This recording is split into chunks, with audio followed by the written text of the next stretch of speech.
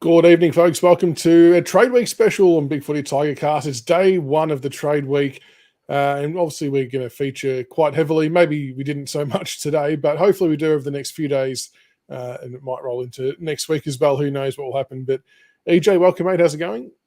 It's going fantastic. Trade week. I mean, does it really have to be 10 days? But here we are. We're at the start. It's a long way to go. There'll be a lot of Werribee feeding to the system before we get to 7 p.m. next Wednesday night. It's an interesting point that you make because traditionally most of the stuff happens in the last 4 or 5 days, doesn't it? Yeah, like that's it. It's teams just standing off against each other for the first week, wasting everyone's time. And the media feeding us with absolute rubbish. Yeah, exactly. And it caught. I think that's it was like an eagle. Oh, that's Tiasta is one of the great Jack Graham men of our time. Okay. Which obviously we'll get to. So yes, no, definitely. Now, a few people are noticing your Colonel reference. So please explain for those who don't quite understand what the reference is with your display picture. Please fill everyone in. Well, already with the free agency movements and the compensation that, to me, some of it's been absolutely boggling. Those secret herbs and spices that the AFL come up with to get these picks, they stay secret. I wish I could be in those meetings where they just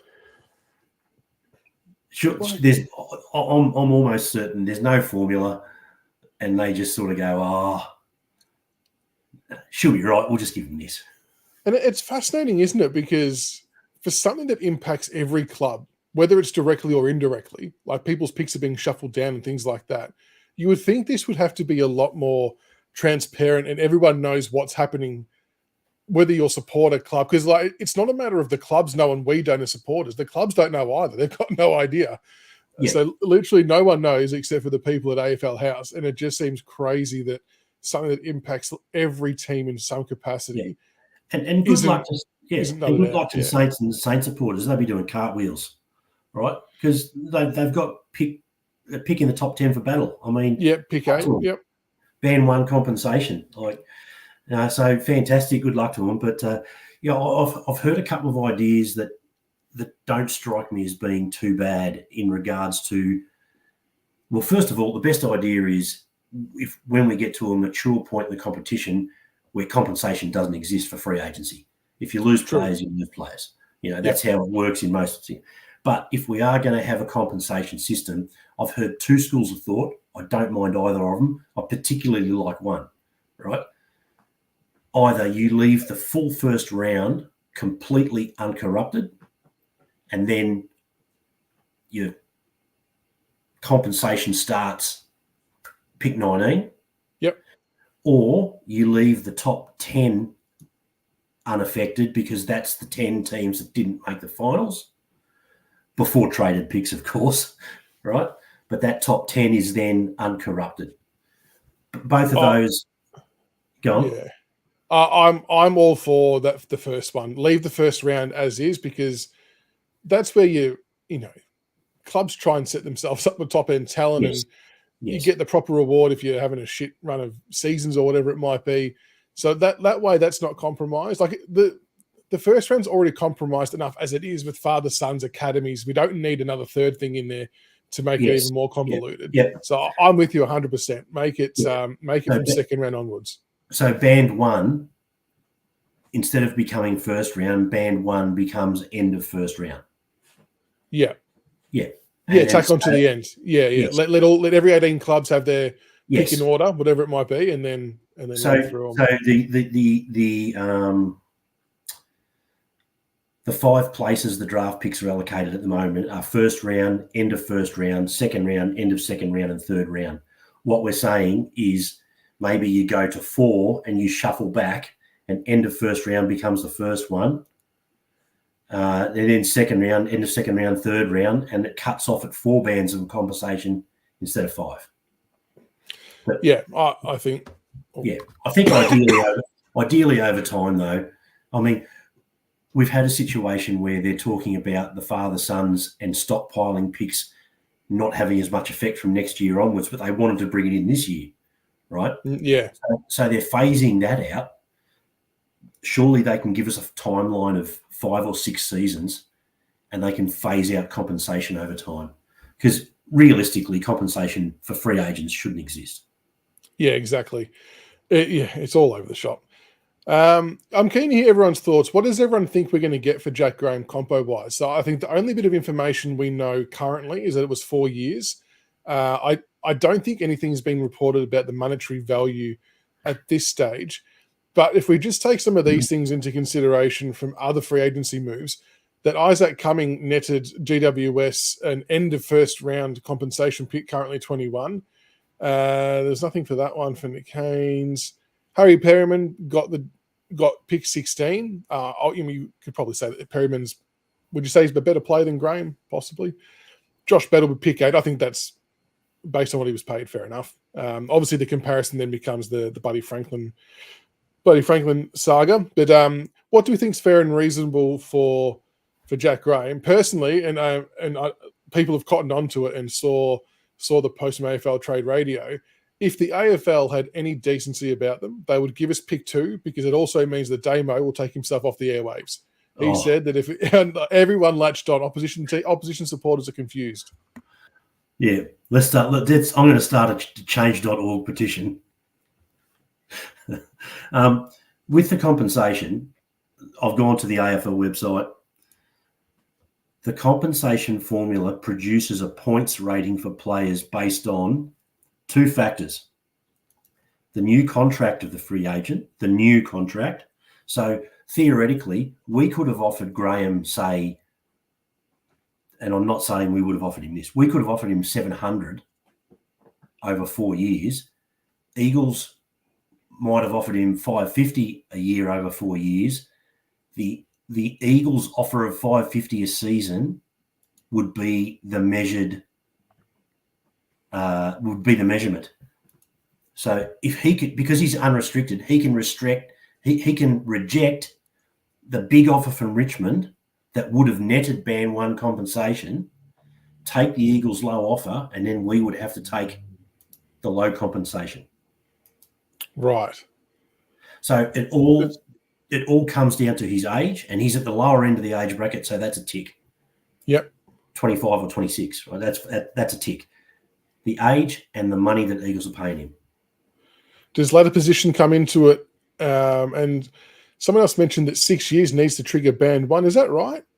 Is Isaac Cumming being offered 6 years? That can't be right, surely. Right. Here's Dan17 has posted something, and I did hear this on radio.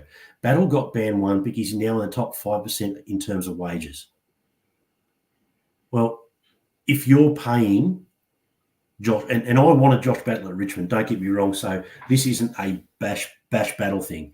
But if you're paying Josh Battle in the top 5% of your wages, your wage structure is messed up. That would be a fair comment, yes. If Battle came to Richmond, he wouldn't be in our top 5%, would he? No, I suppose though it depends on where the teams are at. Hawthorn obviously believe they're in a window, and it's probably worth the punt for them to overpay, because then them getting Battle reshapes their forward line. I think Sicily can go forward. Lewis comes back. They've got Barras and Battle who can play defense. Battle can go forward. Like it actually makes them a lot more multi-dimensional. So I can see why they would take the punt. But for us, yeah. And Travis has extrapolated the point that I was saying. Yes, when I said the contract, it is the monetary part and the length of the contract. So it's both factors of the contract that are contributing, and your age. So he could be on a long contract, be on low money, and that would lower the compensation. And will we find this out tomorrow? Does it happen that quickly, or is it going to be a few days? I'm not too sure how long it takes them to. They've responded with a different length of time for the compensation with every one of the contracts so far. So I don't think this has any bearing whatsoever, but I hate that it's an overnight thing. I hate that it's seemingly in my head more time for them to discuss unofficially what to give us, not in the official time window of 9 to 5. I know that probably has no bearing, but that's just how my mind There's a works. few people here saying we're going to find out tomorrow. So 10:20 a.m. I hear 10:20 a.m. 10:20. Oh, we need a doozy. So first round obviously would be pick 2, which we're not going to get. End of first round would be about pick 25. Second round would be about pick 43 or something like that. So we're looking at 25 or 43 realistically. Pretty much. Does 25 feel like overs if we were to get it? Yeah, probably. Really. And yeah, 43, does it feel unders? It's almost what we got him at, wasn't it? We got him for 53, I think. 53. Okay. Yeah, look, I'm pretty confident it'll be 25. I'd be disappointed if it was 43. I just still feel burnt from the Brandon Ellis one. So I don't hold out great hope that we'll get 25.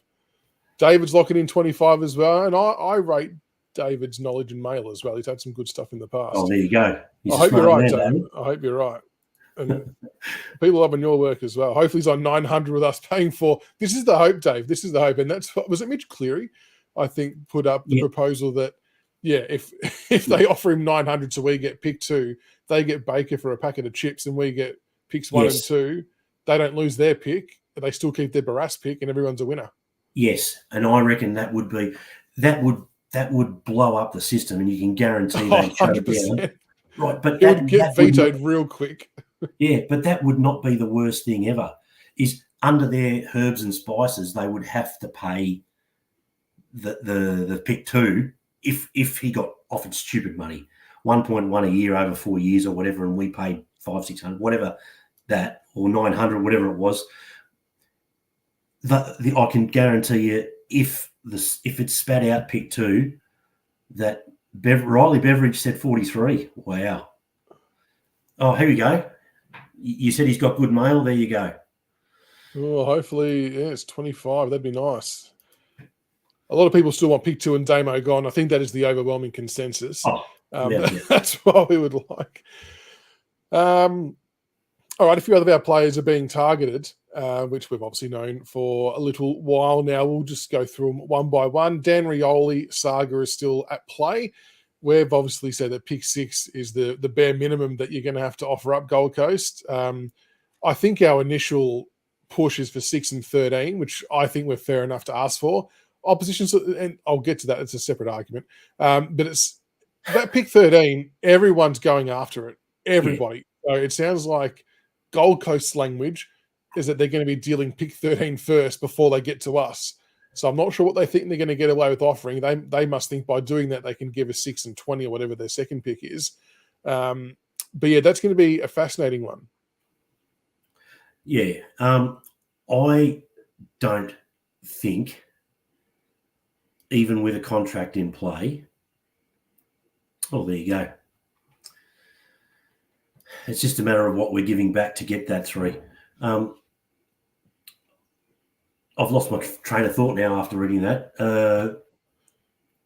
Can you repeat the question? Because with the Rioli is how do we see it playing out with the 6 and 13 versus 6 and 20? Look, I don't think 6 and 13 is realistic. I don't. I think it's too much, even with a contract in play. I think it's too much.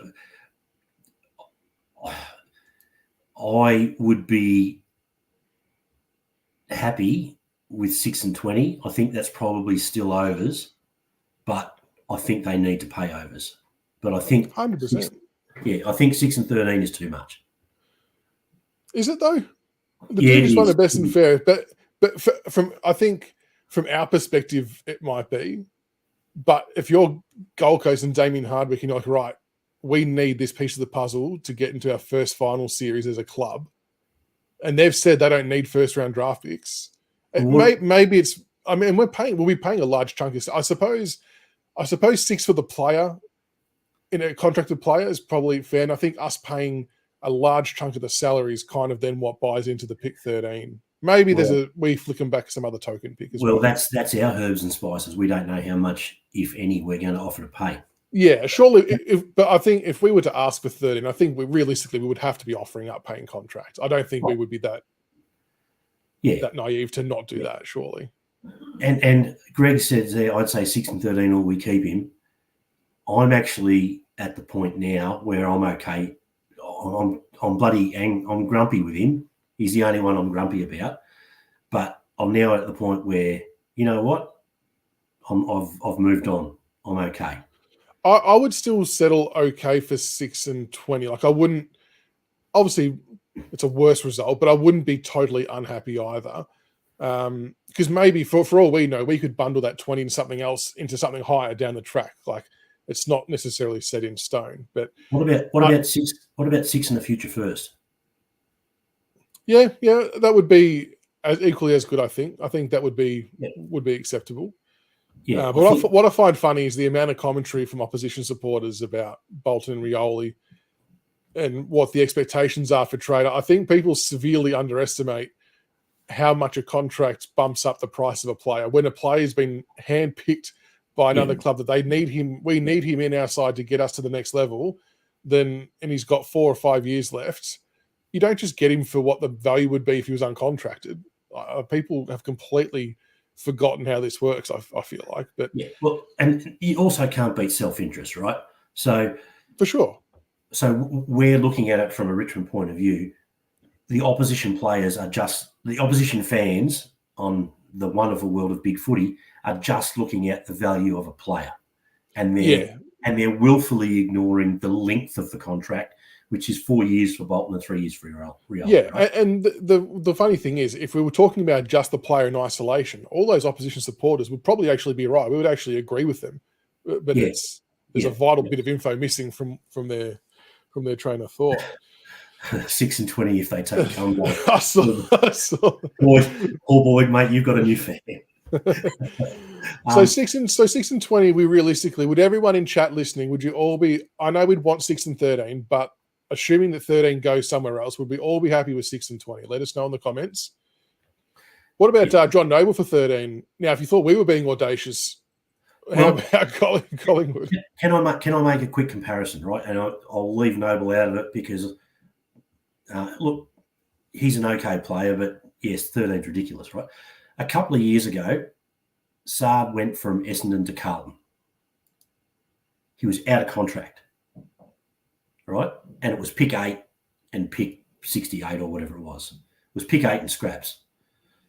And there was a pick swap later, but it's basically pick 8, right? Yep. If he's out of contract and he's pick 8, and we're talking about Saad from 3 or 4 years ago, not Saad now. Yeah. Right. That is what the price was. So that's like saying Rioli's worth about the same. So pick 6, pick 8, whatever. Mm-hmm. So that's where that pick 20 is the contract. Yeah. You know, so the extra piece, that's where it's the contract. Yeah. And that's exactly. Yeah. Yeah, well, there we go. 6 and 20, there seems to be a fair bit of support there for that. Yeah, people are getting behind that, which is good. Okay, so it's Noble and a Collingwood first pick. Okay. Well, no, you can tell us to lift their game if we want, but I don't really care too much about what Collingwood are doing. I just want to pick 13. If I saw it was off the table, I was wanting to know more about why. There we go. So they're first round of 2. Anyway, still, Noble, if you're Gold Coast, you're wanting Rioli before you want Noble. They wouldn't want us to walk away if it meant they lost Rioli. Surely. Shea Bolton is the other player, obviously very highly sought after by Fremantle. Well, he's sought after by Fremantle, but I don't know if he's officially said or picked a club one way or another.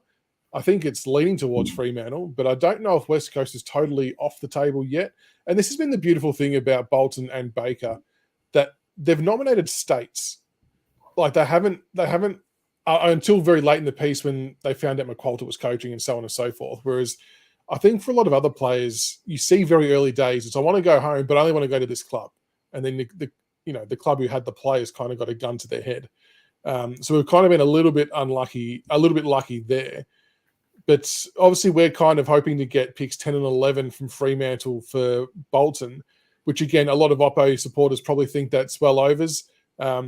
I think if you're a Fremantle supporter and you had Shea Bolton this year, you probably played finals. So how much do you value that? I don't know how much wriggle room there is going to be. Fremantle, I don't know if they're easy or hard to deal with.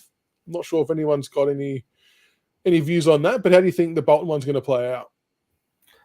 I would be quite hopeful that we do get 10 and 11. Bolton has elite speed, elite evasive ability. He can play forward. He can play mid. He's got absolute X factor. He is what Fremantle have needed in the forward half. Yeah, you talk about playing finals. If they get him, they elevate themselves well into finals. And much like to us when we went and got Tom Lynch, right? We got Tom Lynch because that was the piece we needed. This is the piece that Fremantle need, right? It would be nice for them to get Warner next year, and he apparently wants to go back and all that. But they've got Sarong, Brayshaw, the blonde-haired bloke, Young. They've got a good midfield, right? They need Bolton. So that's why I'm confident that we will eventually get something close to what we're asking from the off. And again, it's us paying a chunk of the contract piece as well. Bolton in isolation without a contract is probably worth one of those picks and maybe a second round. I don't know. But with the contract in play as well, that's where I suppose the second pick comes into it. A few people saying that Freo are typically stubborn. I tell you what, Cameron, if they come back with 10 and 20, I think we say thanks, but no thanks. I don't reckon that would get over the line. David reckons they're a long way down the track with Fremantle. Definitely 10 and 11 is in play in exchange for an early second. So we Bolton an early second from us for 10 and 11, and we're paying some of his contracts. I mean, it's not the worst. That's not the worst outcome, is it? For the access to the talent that's in this draft, I think you take that. And here's the rub with the Fremantle supporters, right? So they've been saying 10 and 18. We've been saying 10 and 11, right? And if what David has said is right and it's 10 and 11 and we give an early pick, that's just the same as 10 and 18. Well, no, it isn't. But you make yourselves feel better. And Nathan's got a good point as well, that with all the other selections and bullshit that go in between, that picks 10 and 11 is going to blow out to, 13 and 14 maybe, or whatever it might look like anyway. Yeah, but that's okay because they're for players that we weren't going to have access to anyway. Yeah. They're different. Exactly. They're different to compensation picks. So. But it's going to be interesting to see how that one plays out. But I think we're within our rights to dig our heels in. The beauty is that I don't think the players have flat out said we refuse to come back. I think there's that, not just with Richmond, but with any of these cases where there's a contract in play, there's got to be a level of understanding from the player and the player manager that if we don't get looked after, you're rocking up November 1 for preseason here. Sorry, too bad. 100%. So the onus is on the club that's trying to get you to come to the party without us being too over the top, I suppose. Wonder which deal will get done first. These two might drag out a little bit because of everyone's after Gold Coast pick 13. The Bolton one may happen sooner. Well, the Baker one will be waiting on Hawthorn West Coast, so that'll probably be back end. I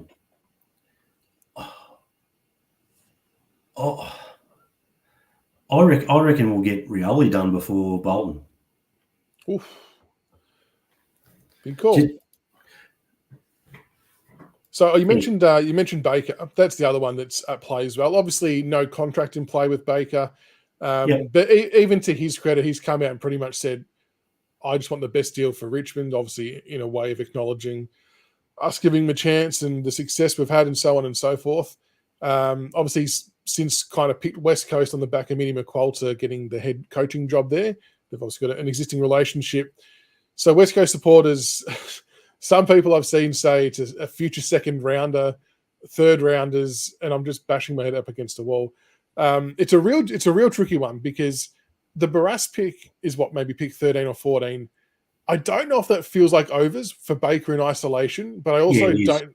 It's But I overs. think that what's their next pick? Let me bring up my little spreadsheet. Their second pick is 26, which I don't know if that's unders for Baker. It's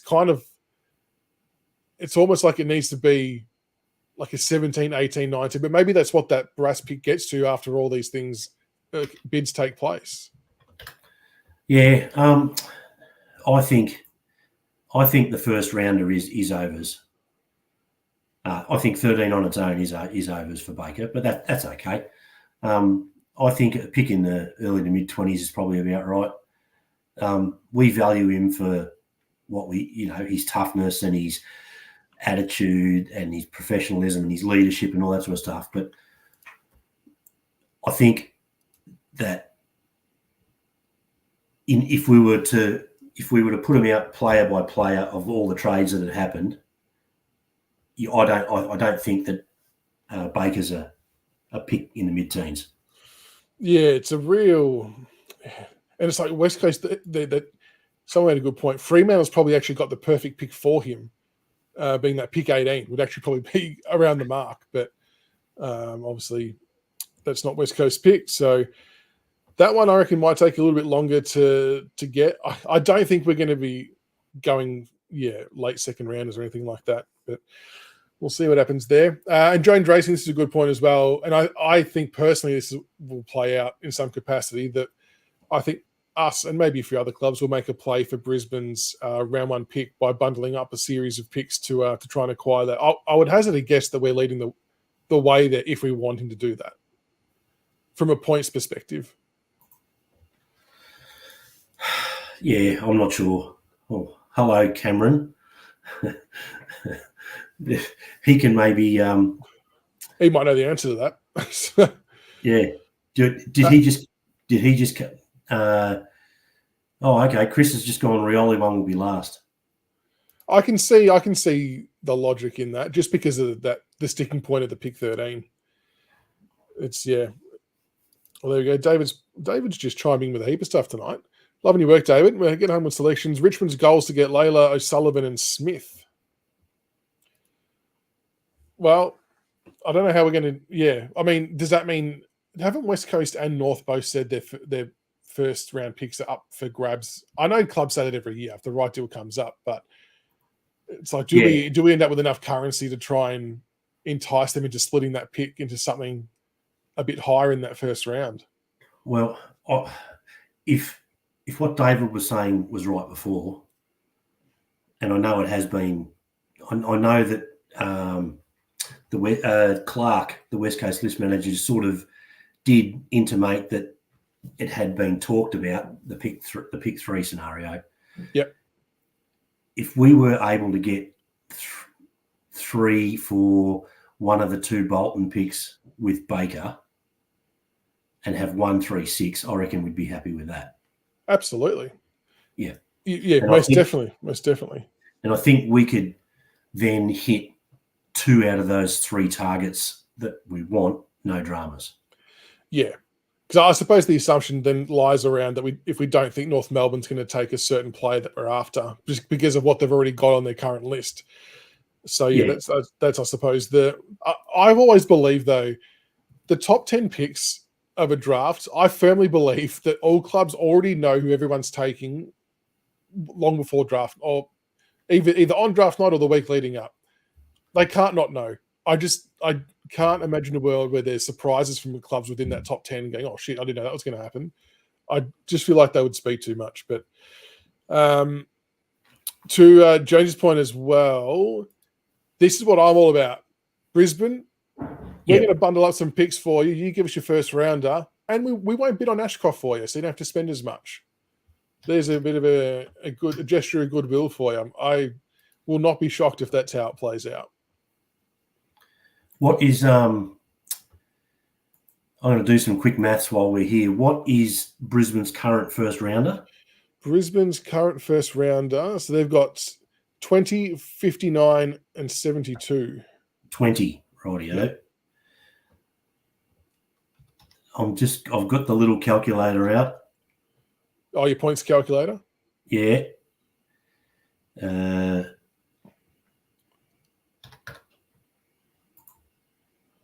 So Cameron says Brisbane's first and Gold Coast pick 13 are being auctioned off.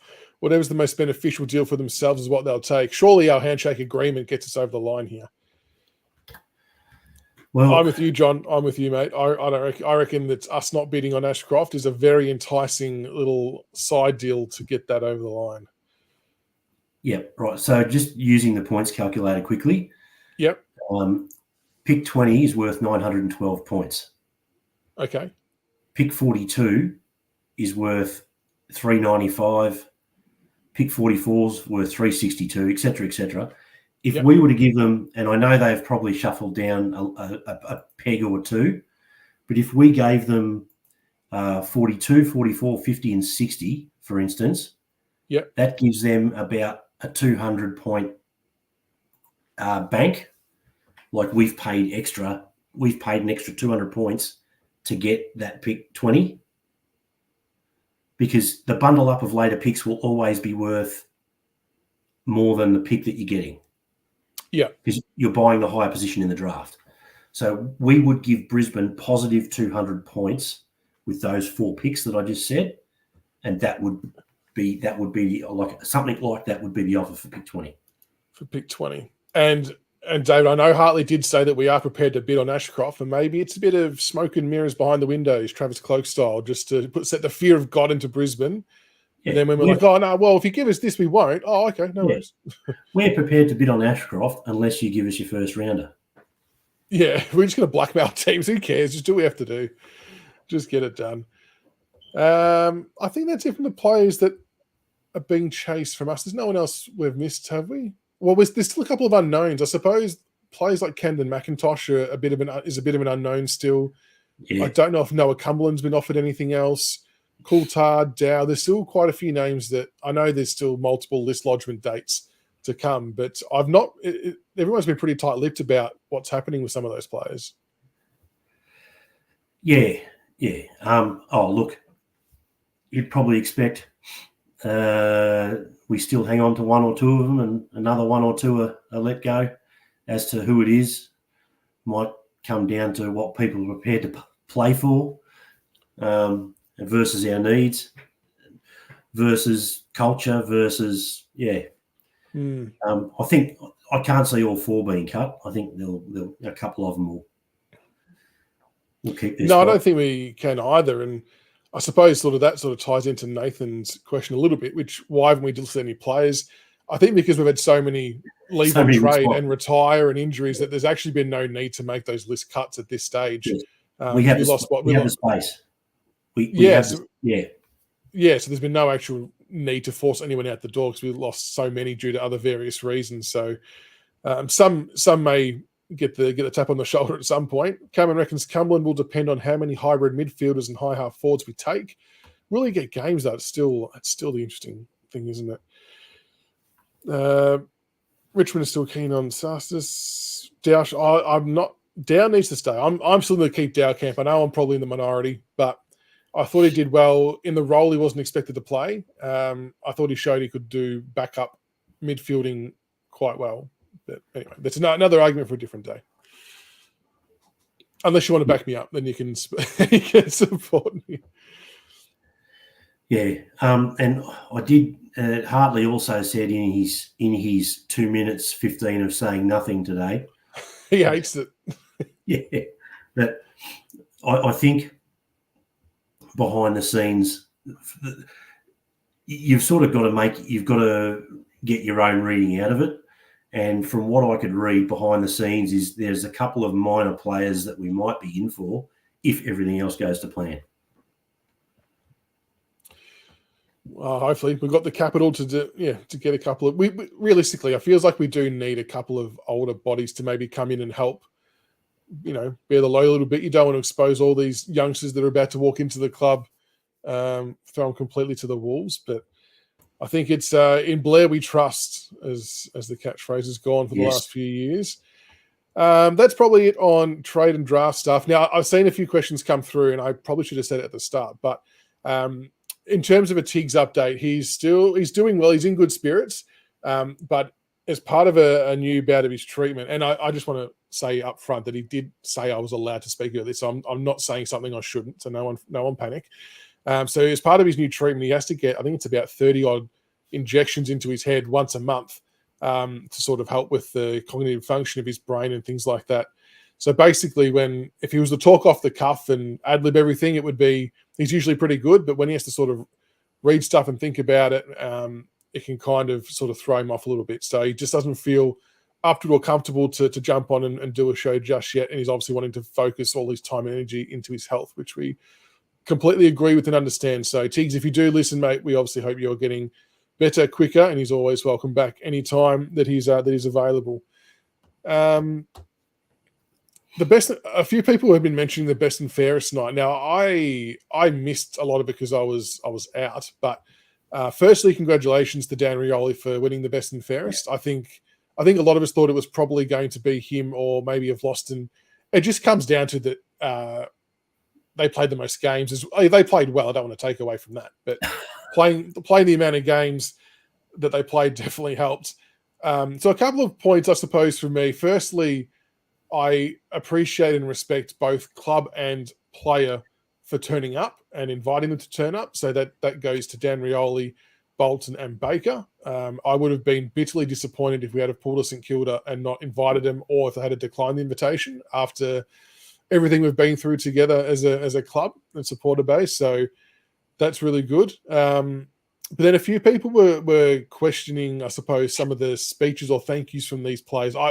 I personally haven't heard it, so I'm not going to really make comment on it. But did you watch him? Do you have any thoughts on it at all, EJ?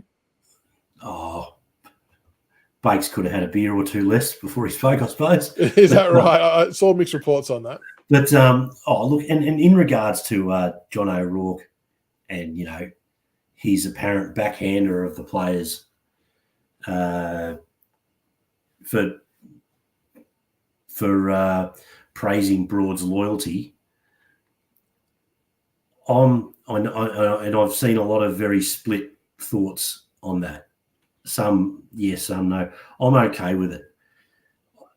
I would have been disappointed if he had have specifically named anyone leaving and said something negative about them. But a couple of them we think are leaving probably at the wrong time, and to emphasise someone who knocked back a big offer from North Melbourne to stay and to say how proud you were of them and make a focal point of that. Yes, it is a bit of a shot across the bow to the others, but I think it's a good focus on someone doing something for the right reasons. And Broady, when he signed his new contract, he actually said probably 3 weeks ago, a month ago, or whatever it was on a podcast he did, I was a plumber, and I was 22, 23 years old. Get stuffed, CB. I'd still be plumbing if it wasn't for Richmond. And, we had some great times. And what would it look like now if I cut and run? So I think it sort of goes back on the comments that Broad made himself. So I was okay with it, but I do understand how some people got a bit shitty. Yeah, I think, I'm glad he didn't do what you said. I'm glad he didn't name and shame the ones who are leaving. Maybe he could have evened it out by thanking those who are leaving for their service as well at the end of the speech as well, because I think that's still an important part to acknowledge that whether we like them leaving or not, they were still part of the success that we've had.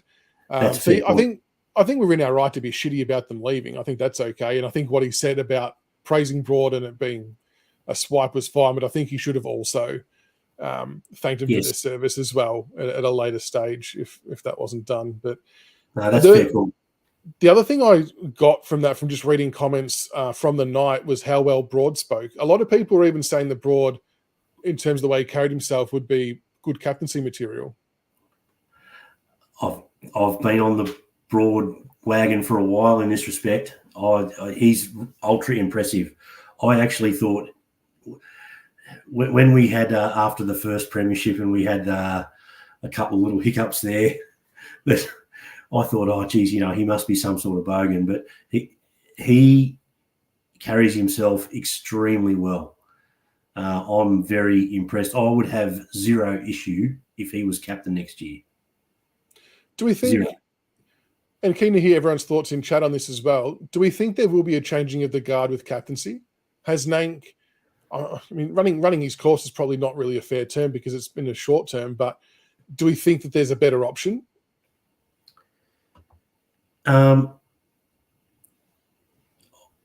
Yeah, look, I think there is a better option. I think Broad is a better option. Oh, how about you? What do we got here? Yeah, okay. Oh, which one? That one? Oh, yeah. Okay.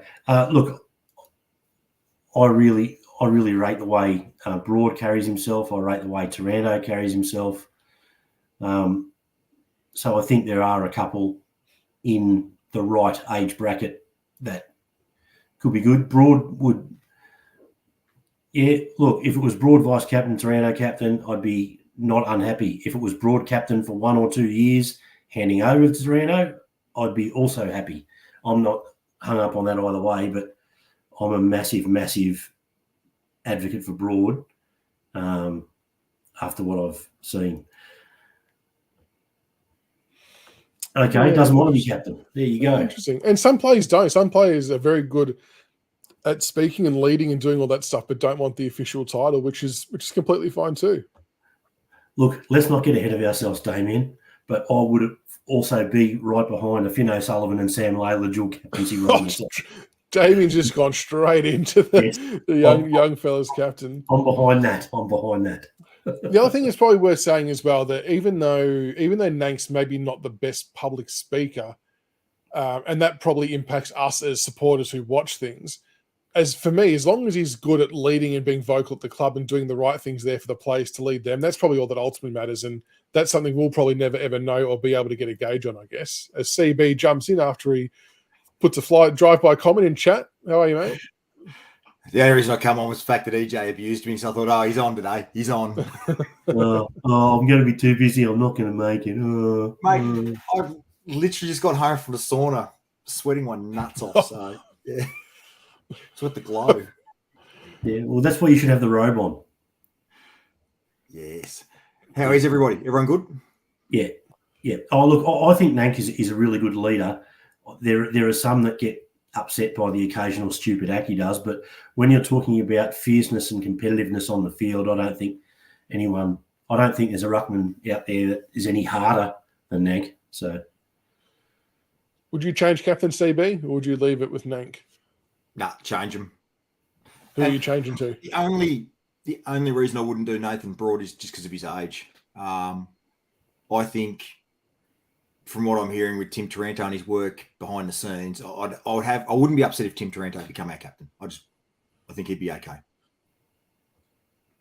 Very good. No, that's fair enough. There was something else I saw today that made me laugh about us. Oh no, there was I don't know where the article came from, whether it was Fox Footy, whether it was the AFL or what it was, but it was in relation to, will Adam Uze survive the rebuild? Oh, I saw it on Twitter and I went straight past it. It was bloody Tom Morris on SEN this morning. It was Tom Morris. Thank you. Yeah. It was Tom Morris. Yeah. But you know what? I didn't hit the button. I didn't click. I moved past it. So he's was, well, can Adam Uze survive the rebuild? Because his thought process was, if next year if we only win 2 or 3 games, and the year after we only win 3 or 4 games, that statistically speaking, the coaches don't get offered extensions after that. Now, in a normal environment, he's probably got something there, but if you're a reasonable, logical person, this year and all the shit that happened, it can't be counted as a year for him. You just said reasonable, logical person, and then you said it was Tom Morris. Can we just start again? No, so if you were him, he's not on that front. No, that's for me, and we've been pretty vocal about it, that this year was a mulligan, essentially. How good's that? Next, potentially. Oh, there you go. Yeah. Stuff like that is fantastic. So we've worked out that Tiger Imposter is actually an AFL media accredited journalist. Okay, we just confirmed it. Oh, geez. Just a drive-by. Oh. Eat shit, Tiger Imposter. So, next one. No. That's not good enough. I didn't say I was above it. So the next one is how about the talk of Tom Lynch being linked to Brisbane from journalists? Have you seen? Even 3AW went with that one. Have you seen that? I saw it and I didn't click. I've been very focused. Very focused. I feel like that just happened as a 1 + 1 = 3 scenario that Joe Danaher left. So who's another big forward? Tom Lynch. But I think that didn't the club pretty much today, didn't Blair Hartley say in his interview that Lynch is not being traded? It just doesn't make sense anyway. But put it this way, why wouldn't you, if you're going to make up shit, wouldn't you just target, say, like Harry Mackay from Carlton? Wouldn't that make more sense? If you're going to stir crap up, wouldn't you go Harry Mackay 27 or whatever he is? That would be the ideal age. But which supporter base bites the best? Yeah. We bite the best. We bite. So he said no himself. Stop clicking the links. Stop giving them what they want. If you don't click it, you'll hear it from somewhere else half an hour later anyway. Just don't click it. Don't monetize these dumb thoughts. But then I wouldn't be able to use my work experience kid joke in charge of Twitter. So no, Lynch won't go anywhere. Can we just replace? Never anything in that. Can we just replace me, or preferably CB, with David? Because he's got all the good info. He's making a hell of a lot more sense. He's in no way abusive. David's been. No, I don't. No, I really don't. And the other funny one from the best and fairest before we finish up was, and like someone made a really good point. Tom Morris somehow manages to get a question into Dusty, and instead of, I don't know, praising him about his career or whatever, it was, you're going to the Gold Coast, and happily retired. So hopefully that now puts this whole bullshit saga to bed.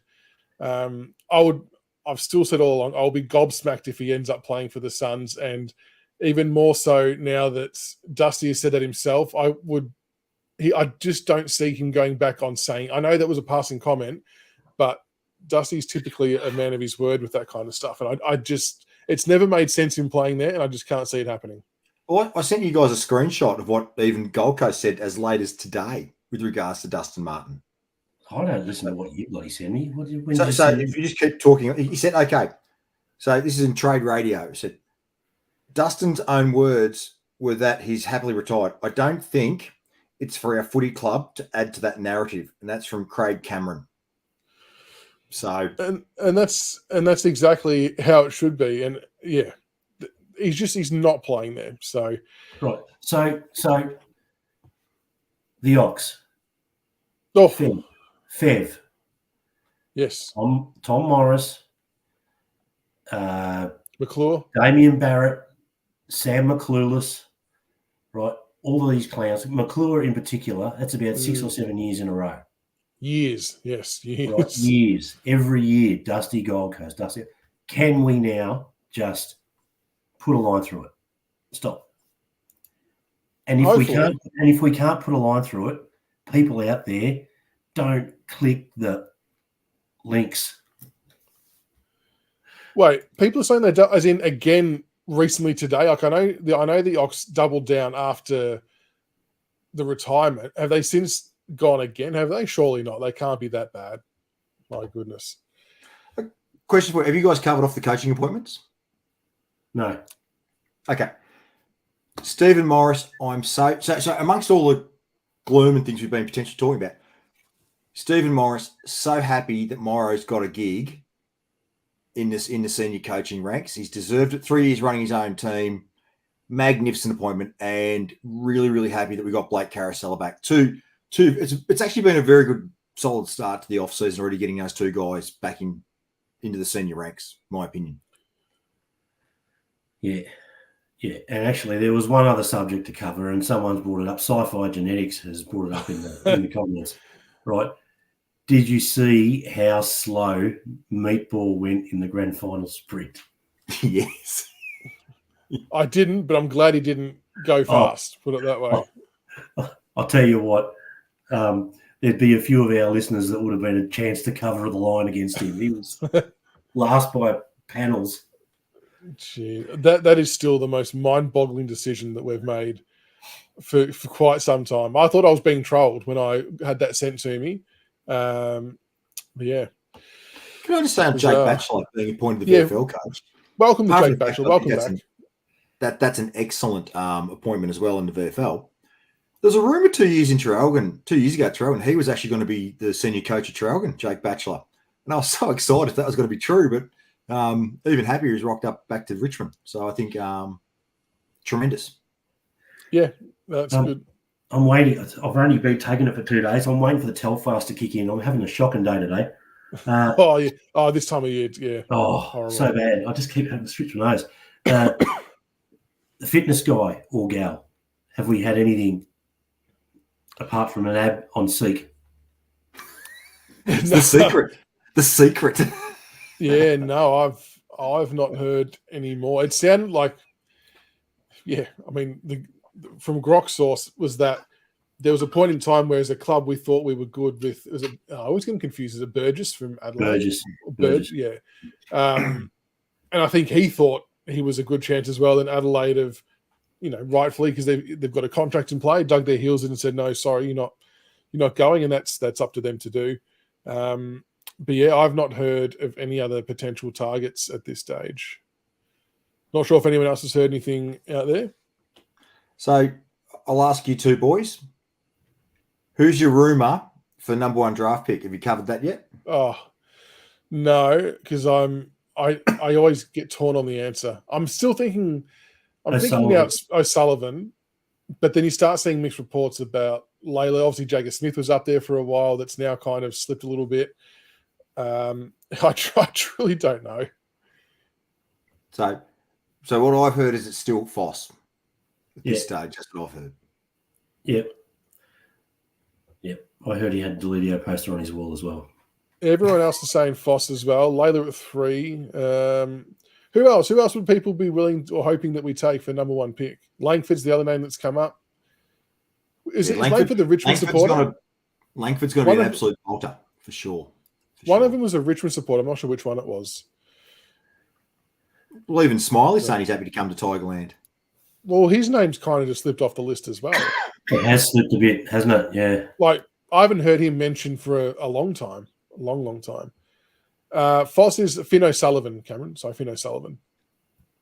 Langford was. Thank you, Nicholas. Langford was. I'm thinking, is it Langford north or into Langford, aren't they? Supposedly. Yeah, I don't know. There you go. So Cameron reckons Foss and Layla / Jagger. Yeah. We just can't get it wrong. We can't get it wrong. We're not sure, Oza. It's still on Seek. No, we're not too sure who's in the box seat for that. Someone else made a good point as well. A shout out to our AFLW team who probably barred the first game against West Coast where they probably really should have won but kicked themselves out of it drastically. Have had some pretty good performances the last few weeks. So the AFLW team is kicking goals, so to speak, which is really good. I'll tell you what, whenever you watch it, Mon Conti kicks the ball differently to everybody else out there. She is an unbelievably gifted footballer. We probably could have used her during the season with our injuries. We could have. Yeah, could have brought her in. All right. I think that is a wrap for tonight. So we obviously have the draft show coming up on the 21st of October, which is 2 Mondays away with Cameron. Cameron will be faceless. He's keeping his face anonymous, which is fair enough. But is he going to have a voice like that as well? Voice disguise. I don't know. But no, I don't know. Balaclava. Make it look like one of those drug shows. So, you know what, mate? Do it. Have a Tism poster on the wall behind him. And actually, Tism dropped a new song. Yeah, they did. They did. That's what it is. So put the Tism poster up behind him, and then have the Tism mask on in the front. That'd be brilliant. So Cam Hicks will be on in a couple of weeks with, I'm assuming, a few other of the regulars as well to go through a heap of draft stuff. We'll do one next week as well because obviously trade week will be heating right up, and we may know some more confirmed deals by next week with the Tigers as well that we can talk about too, which would be good. But hopefully. hopefully we can manage to jag some of these high-end picks and cash in. So there's going to be a lot of interesting things to play out over the next couple of days. The new deep throat. Oh, Jesus. There you go. He's going to have the helium voice changer.